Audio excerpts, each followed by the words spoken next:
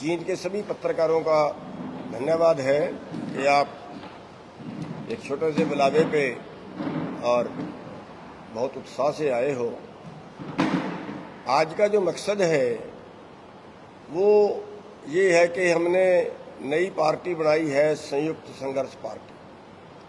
पिछले 32 साल से तो किसान आंदोलन कर रहे हैं, लेकिन आगे जो है वो राजनीति करने के लिए पार्टी बनाई है। और राजनीति करने का मकसद जो है वो ये है कि हमारे देश की राजनीति, हमारे देश के राजनेताओं ने इतनी गंदी कर दी है कि आज राजनीति ना हो के उसका व्यापारीकरण कर दिया।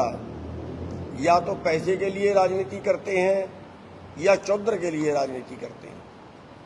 और राजनीति में ऐसे लोग आके बैठ गए जिनको जनता के बारे में ना तो कोई चिंता है और ना जनता का कोई उनको कोई जनता के लिए वो कुछ करना चाहते हैं। आज आप देश की हालत देखें, जिस देश को हमारे हजारों शहीदों ने कुर्बानियां देके आज़ाद कराया था, आज उस देश की हालत कहीं बदतर, उस वक्त से कहीं बदतर हो गई है।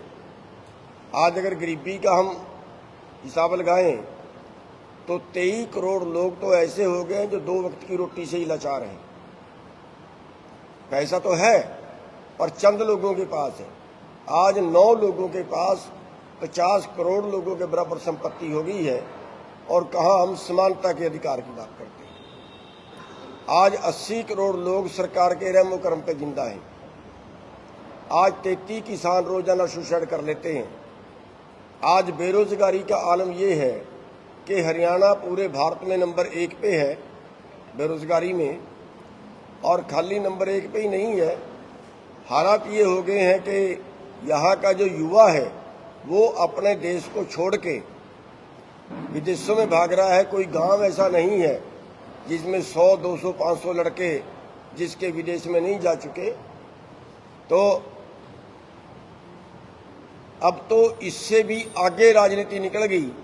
आपको पता है कि अडानी के अड्डे से 30,000 करोड़ की स्मैक पकड़ी गई थी, फिर भी कोई कार्रवाई नहीं है। यानी नेता यहां तक डूब गए हैं कि बिना राजनीति के मिली भगत के 30,000 करोड़ की स्मैक देश में प्रवेश नहीं कर सकती, और उसके बाद कोई सख्त कार्रवाई उनके ऊपर नहीं है।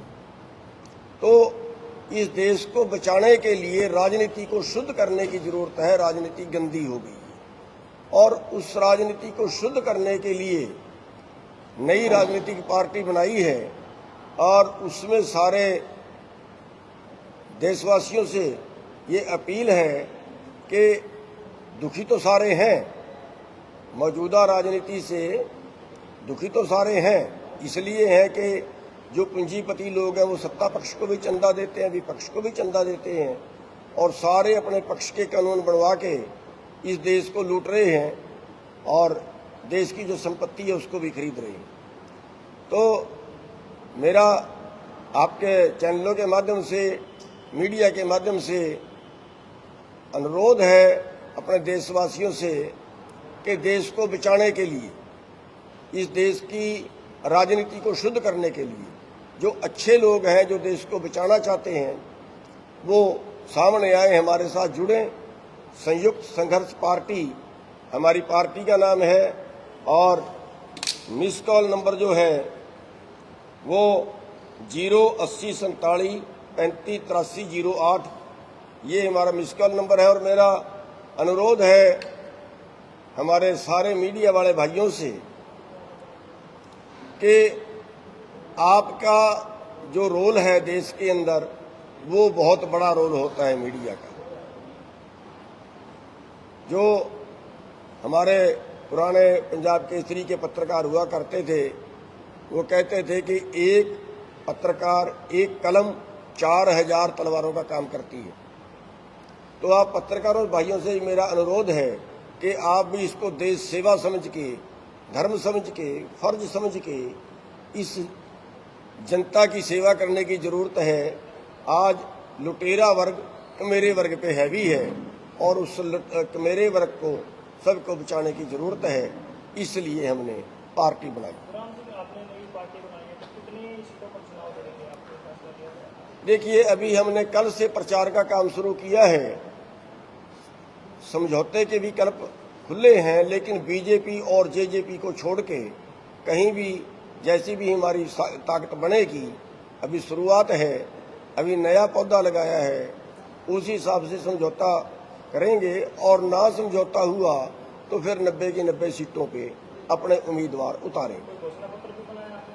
हाँ, घोषणा पत्र क्या हमने जो बनाया है कि हम क्या क्या करेंगे, उसमें जो हमारे मुख्य बातें हैं वो मैं आपको बता देता हूँ कि गरीबों के लिए जिनके पास मकान नहीं है, 200 गज का प्लाट और 2 कमरे उसमें जो है वो बना के जो है वो दिए जाएंगे। और बुजुर्गों की पेंशन 8,000, मनरेगा की मजदूरी 500 और कम से कम 200 दिन का काम। खेती करने के लिए तेलंगाना की तर्ज पर 12,000 रुपये प्रति एकड़ जो है वो राहत किसान को, उसको कर्जा न लेना पड़ा, ये फ्री होगा। बेरोजगारी भत्ता 5,000 रुपये और हर बेरोजगार को अपना रोजगार करने के लिए उसको विदेश ना भागना पड़े, नौकरियों के पीछे ना भागना पड़े। 5 लाख रुपए की ग्रांट, यानी फ्री 5 लाख रुपए, उससे कोई भी वो कारोबार करे।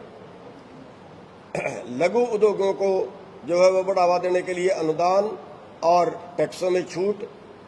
जो फसलें हैं सभी फसलों का MSP पे खरीदने की गारंटी। खराब होने पर 50,000 रुपये मुआवजा। बीमा कंपनियां जो फसल बीमा है वो सरकारी खोलेंगे। तो और जो मुश्तरका ज़मीनें हैं जो सरकार छीन रही, भी 15 दिन पहले फिर लेटर आ गया है, जो 3-4 लाख एकड़ हरियाणा में है, उसका मालिकाना हक किसानों को दिलवाएंगे। देश के हर व्यक्ति के लिए स्वास्थ्य सुविधा बिल्कुल फ्री, चाहे कितना ही पैसा खर्च हो। और पूरा जो है वो शिक्षा फ्री, चाहे कहीं तक कोई पढ़े। कृषि को लाभकारी बनाने के लिए गांवों में सोसाइटियां बना के सारा कृषि का सामान, कृषि यंत्र जो है वो सोसाइटियों को दिए जाएंगे, ताकि छोटे छोटे किसान अपना काम उससे कर सके। हर किसान को अपना ट्रैक्टर ना खरीदना पड़े। इससे बहुत भारी बचत किसानों की होगी और खेती मुनाफे में जाएगी। हर घर को 300 यूनिट बिजली फ्री।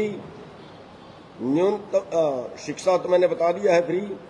हर विभाग में जो ठेका प्रथा है वो खत्म करेंगे और 25,000 रुपये कम से कम एक कर्मचारी की तनख्वाह, जो अब ठेके पे 12-13 हज़ार इनको मिलते हैं बेचारों को। बरसाती जो नदियां हैं उन सब को गहरी करेंगे, उनके किनारे पक्के, ताकि बाढ़ ना आए, और उस पानी को तालाब बना के सिंचाई के लिए देंगे। जहां बारिश नहीं होती, कम होती है, या जो ज़मीन का पानी बचाने के लिए जो है ज़मीन का पानी बचेगा, बिजली बचेगी, बरसाती पानी को बांध देंगे। आज जो देश के अंदर हालत है, अगर 100 लीटर बारिश होती है तो 25 लीटर पानी यूज हो रहा है, 75 लीटर पानी वापिस समुद्र में जा रहा है, जबकि यहाँ का पानी पाताल में चला गया। तो इसी तरह से जो रेडी फड़ी वाले हैं, दुकान वाले हैं, रेडी फड़ी वालों को जगह देंगे, दुकान वालों की जो आर्थिक हेल्प, रेडी फड़ी वालों की आर्थिक हेल्प वो भी करेंगे, ताकि सभी अपना कारोबार अच्छे तरीके से चला पाए। अभी बीजेपी ने ID पर ID लगा रखे जी, अगर एक ID हो जाए तो ये ठीक नहीं है, आपकी पार्टी करेगी ऐसा? देखिए, ये तो छोटी छोटी चीजें होती हैं। जो भी काम जो भी चीज लोगों के पक्ष में होगी वो हर काम करेंगे। अभी जो राजनीतिक पार्टियां कर रही हैं वो पूंजीपतियों के लिए काम कर रही है। लोकसभा चुनाव में आपने अभय सिंह चौटाला का समर्थन किया, खुलकर समर्थन किया आपने। अभी फिलहाल अभय सिंह चौटाला ने BSP के साथ गठबंधन किया है और आप कह रहे हैं कि कांग्रेस और जेजेपी और बीजेपी के साथ गठबंधन नहीं करेंगे। अभय सिंह से बात चल रही है आपकी गठबंधन? देखिए, अभी कोई बात नहीं चली है। चौटाला साहब को हमने केवल एक सीट पे, कुरुक्षेत्र वाली सीट पे समर्थन किया था। और अभी जो उन्होंने गठबंधन की बात जो आप कह रहे हैं कि BSP से की है, हो सकता है भी 2-3-4 पार्टियां छोटी छोटी और हैं, उनसे भी हो जाए, तो ये भी एक विकल्प हमारे सामने है। और कोई अगर इनका गठबंधन ना हो, कोई और पार्टी करना चाहे, वो भी अभी इस बात पे जो विचार है वो हम 8 दिन 10 दिन बाद करेंगे, क्योंकि अभी तो हमने कल से शुरुआत की है। अभी लोग हमारी बात को कितनी तवज्जो देते हैं, कितना पकड़ते हैं, कितना हमारा संगठन खड़ा हो पाता है, पार्टी खड़ी हो पाती है, उसी के आधार पर समझौता हो। आपकी नई पार्टी बनी है, जैसे अन्य पार्टी को पहले रुतबे वाले इंसान को टिकट देते हैं, तो आपका क्या रहेगा, किस आधार पर टिकट दी जाए? देखिए, आपका पहली बात तो हम लियाकत के आधार पर टिकट देंगे। टिकट देने का एक ही आधार होता है कि ज़्यादा वोट कौन ले सकता है, वो आधार होता है। ये आधार नहीं होता कि जो ज़्यादा पैसे देगा उसको टिकट देंगे। ये आधार होता है कि जो ज़्यादा वोट लेगा उसको टिकट देंगे, जो ज़्यादा लोकप्रिय होगा। सभी पार्टियां या सभी किसी भी सरकार ने पत्रकारों के लिए घोषणा पत्र बहुत सी घोषणा की है, आपकी घोषणा पत्र पत्रकारों के लिए कोई घोषणा नहीं है। देखिए, पत्रकार जो कहेंगे सो ही कर देंगे पत्रकारों के लिए, पर पत्रकारों में अंतर है। एक पत्रकार है वो आज तक वाले, जो बीजेपी के लिए काम करते हैं, जो पूंजीवाद के लिए काम करते हैं। एक हमारे पत्रकार हैं बेचारे भाई ये खड़े हैं जो पता नहीं 10,000 रुपये बन पाते हैं महीने में, नहीं बन पाते।